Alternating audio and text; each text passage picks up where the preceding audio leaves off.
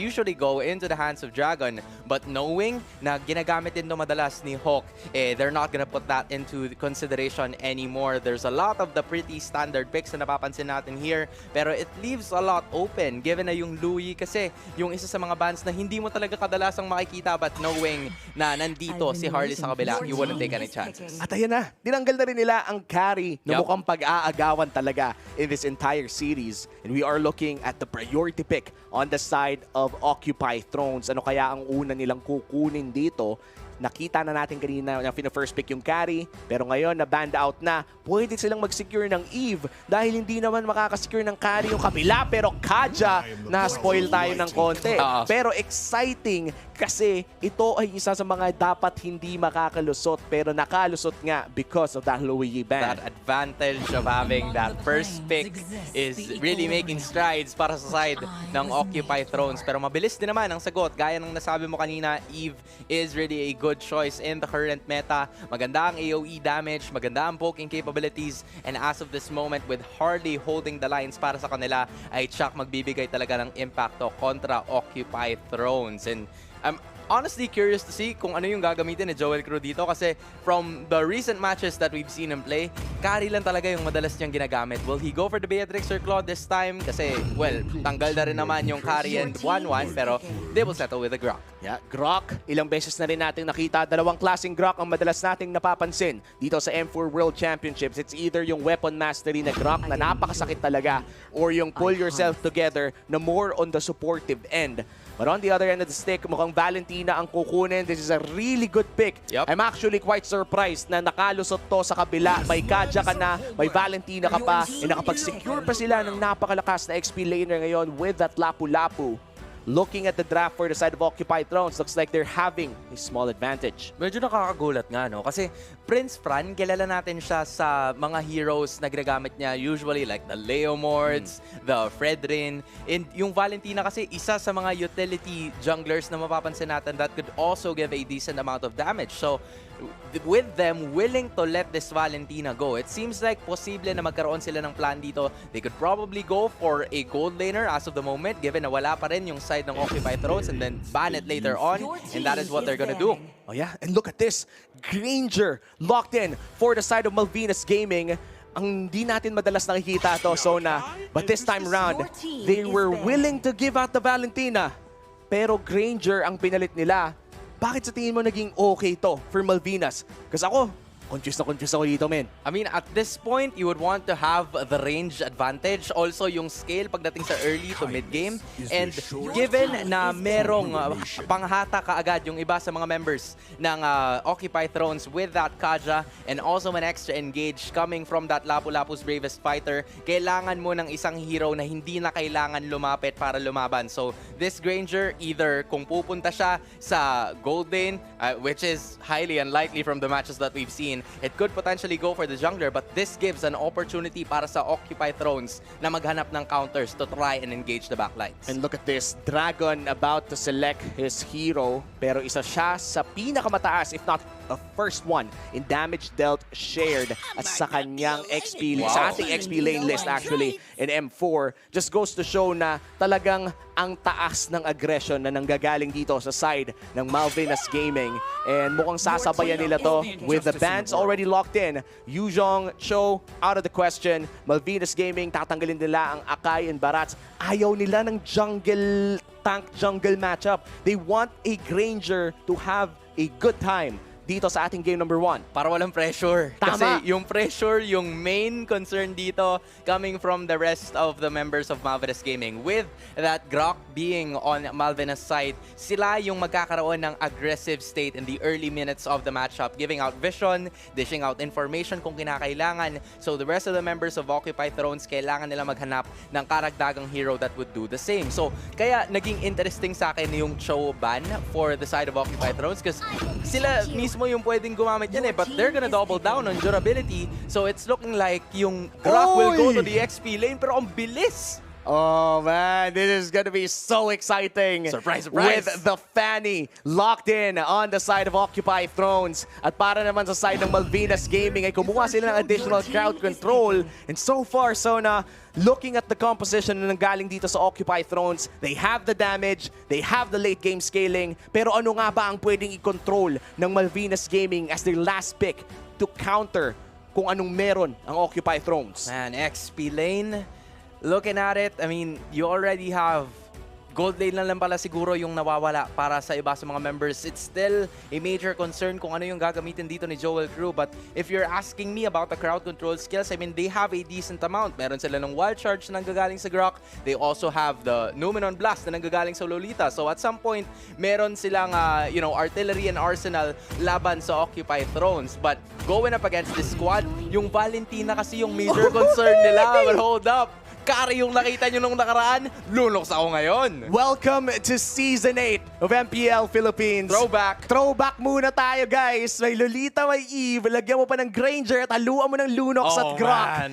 This is something of a throwback na makikita nyo talaga. And for our viewers, again, na bago dito sa ating community, welcome sa panonood ng Mobile Legends Esports. Ito ay isa sa mga, yung composition na nilabas ng Malvinas Gaming ay isa sa mga sikat na composition around 6 months ago na mukhang ibabalik nila in the world stage. So it's gonna be very interesting to see this type of composition in a very early stage of 2023. Ang dami na nagbago since M3 Sona. Alam mo yon, but what's your prediction for this match? Early game, sino nga ba makakalamang? I mean, early game, when you take a look at it, right? Ang gustong gawin ng Malvinas Gaming dito is to just, again, be the aggressive type, knowing na meron sila ng Lolita and Grok. Try to give space for the Granger and also give space doon sa Lunox kasi yan yung posibleng makakounter doon sa gamit ni Gado sa Golden, which is this Claw that also deals the same. Pero knowing this Fanny though, it's game 1 and let's get it on, man. Oh, matik na to with the Fanny. Talagang maghahanap yan ng early kills. Moving on towards game 1, mukhang wala namang magkakaroon ng mga big invades. Bukod na lamang dito sa Kaja na manggugulo. Prince Fran will be able to secure his orange buff with the retribution. Ito yung panggugulo ni Maro eh. Mapapa-retri ka talaga at makakaagaw pa nga si Leo. Making a lot of problems here. And Leo, kasama nung kanyang bilis in this matchup ay talaga magiging crucial. Dragon though, being caught in a very difficult position, gagamit ng figure para makatakas at mukhang magagawa niya nga yan as the rest of the members of Occupy Thrones actually disengage. Kasi maaga pa nga naman, they don't want to have those early game skirmishes kasi yun nga yung nakalagay sa keys to victory kanina. At ito, Occupy Thrones, they have to rush for Leo this time around considering na meron silang Fanny. At si Gado, very interesting to Vengeance on the Claude. Medyo matagal na natin hindi nakikita yan. But against Malvinas Gaming, I respect that choice. Ang daming burst damage ng Malvinas Gaming. Ang dami. Kung tutuusin yung iba sa mga members ng Malvinas Gaming, you really want to put the pressure on the Claude, which is why they're making certain rotations doon sa bandang ibaba just to give an immense amount of pressure kasi alam nila na wala pang damage doon. Pero yung damage ay nandito sa bandang gitna. Maro forced to use that flinker. Meanwhile, the rest of the members of Malvinas Gaming will just try and find rotations pero same reaction. Stemmy's gonna be caught and Leo gets the first blood. Leo all the way from the base. Tuloy-tuloy lang, lipad sa mid lane, kuha ng kill. Sakto, may turtle na palabas. And this might just be a big pivot para sa Occupy Thrones. Makakasecure nga ba sila objective? Mukhang purple muna ang gusto nila. Yun na ang kagandahan sa ginawa ng Occupy Thrones kanina as they continue with the aggression.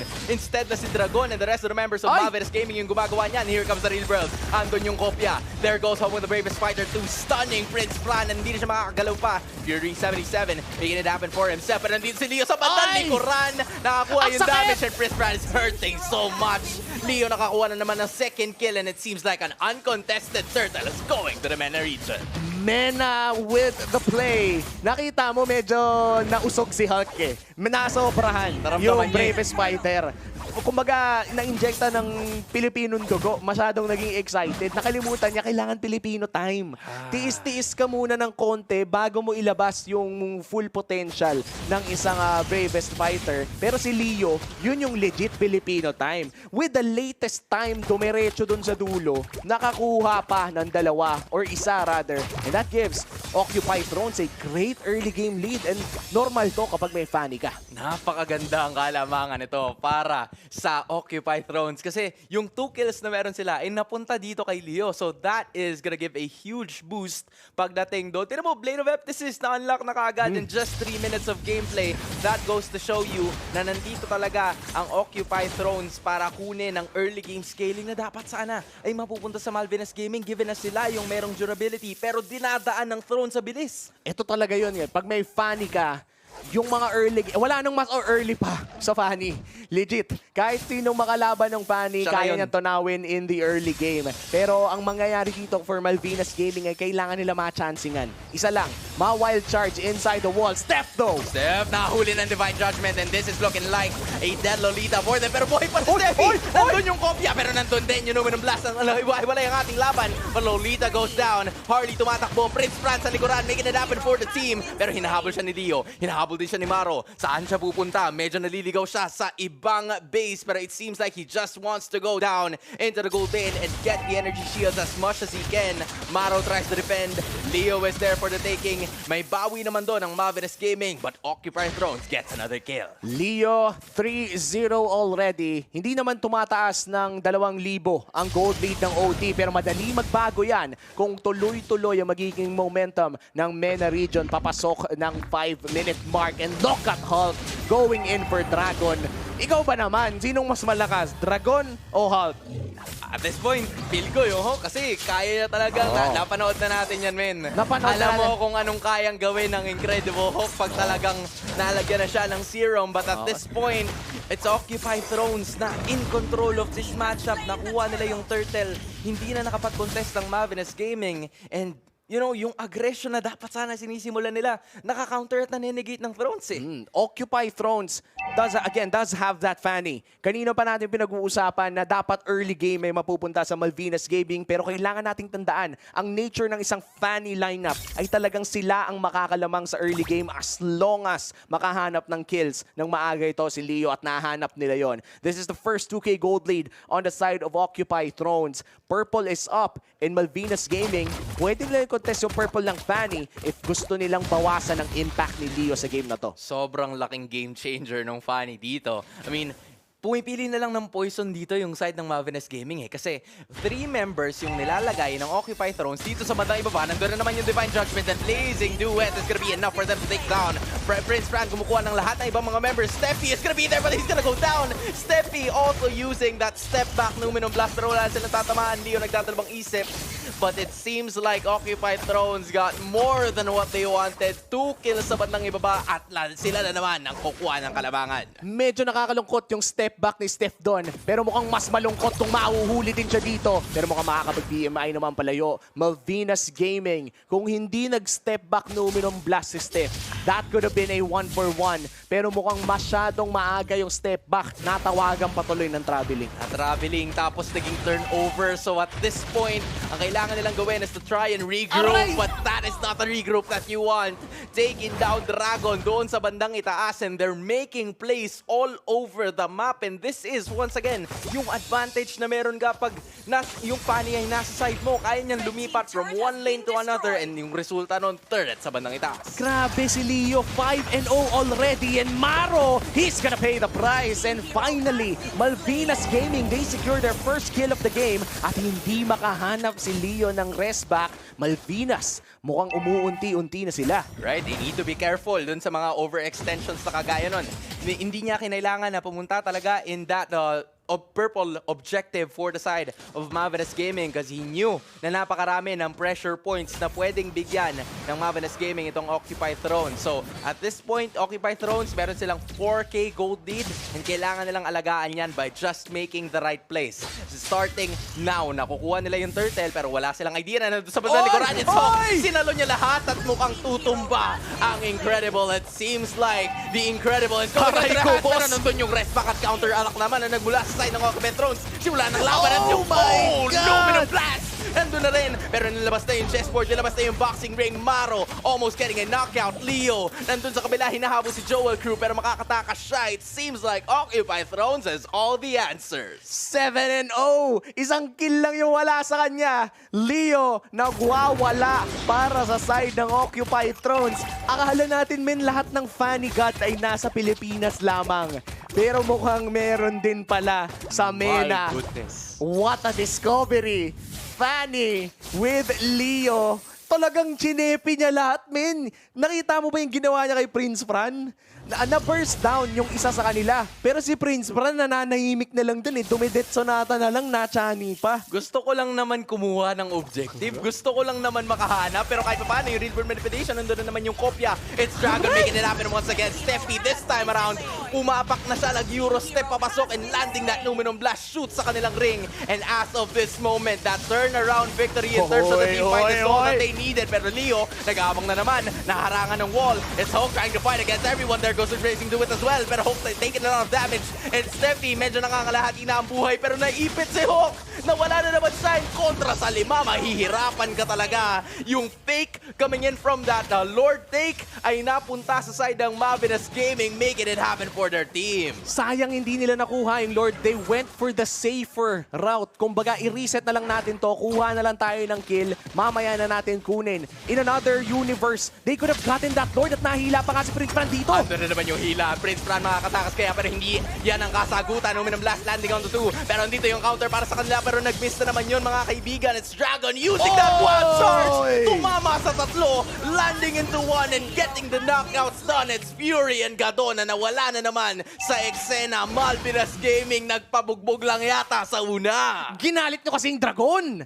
Ginising nyo ang Dragon ng Malvinas Gaming. Nagpakitang gilas tuloy. Flumaker man, pinakita yung wild charge na uubos ng 3. Again, they did not translate that into a Lord. In fact, they're still going in for kills. Hulk, hindi niya pa nagagamit ang kanyang bravest fighter. But here we go. Pupunta siya to defend that turret at hindi sila lalaban pa.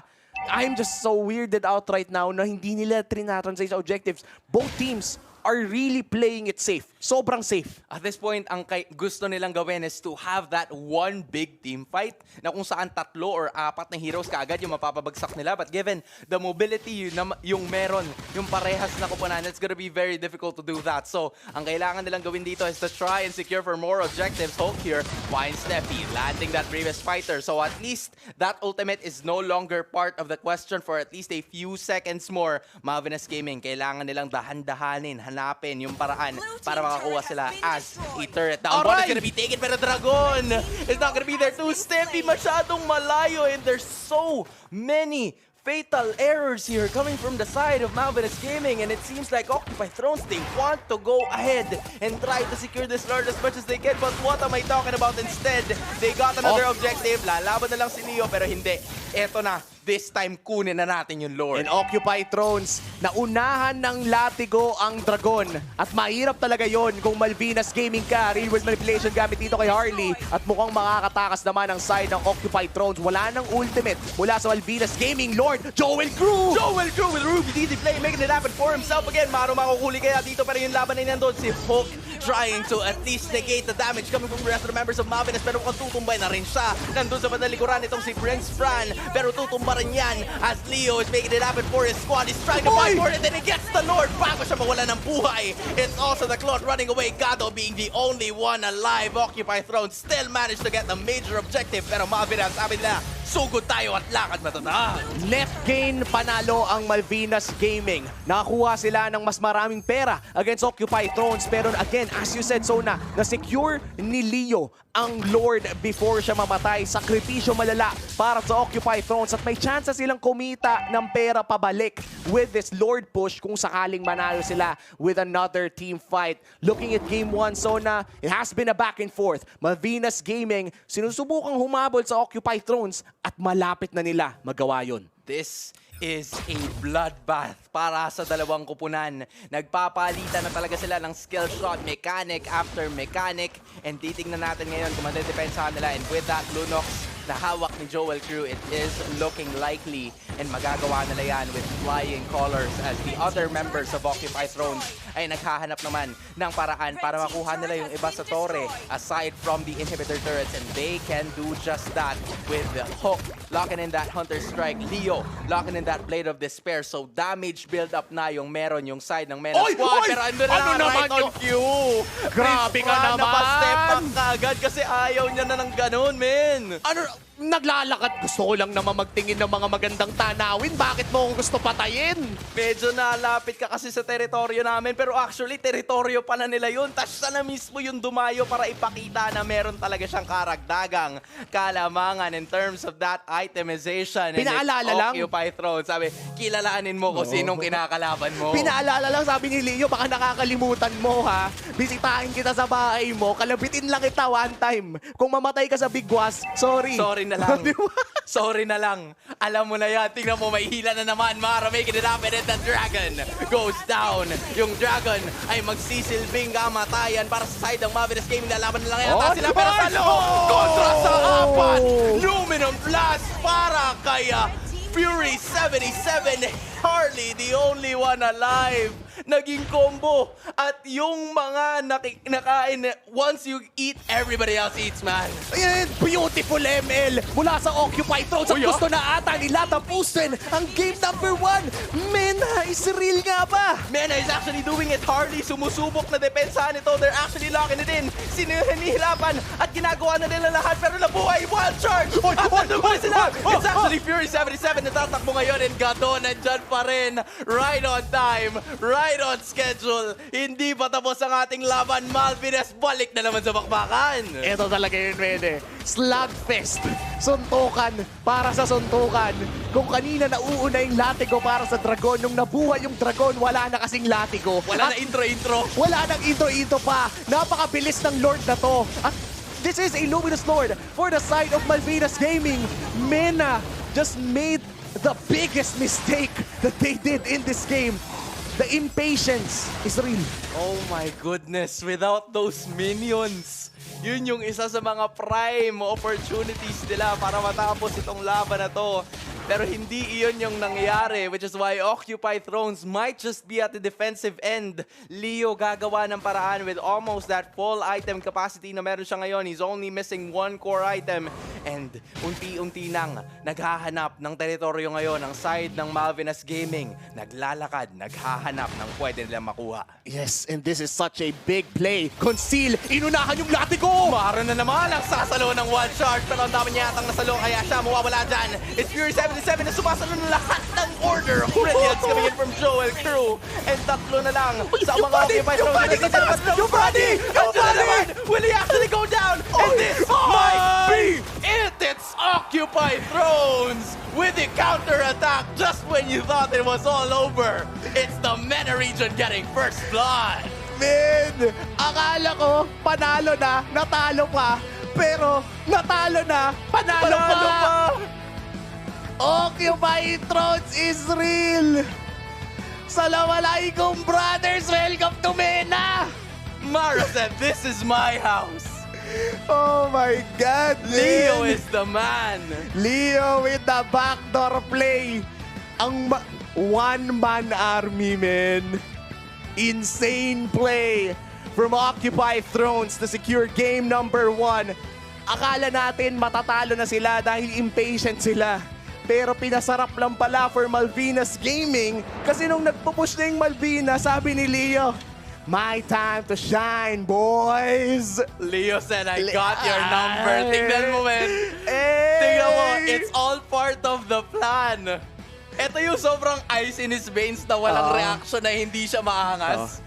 Pero alam niya na maganda yung ginawa niya, man. Maganda talaga. And that's one game match point na sila. This is a best of 3. So that crucial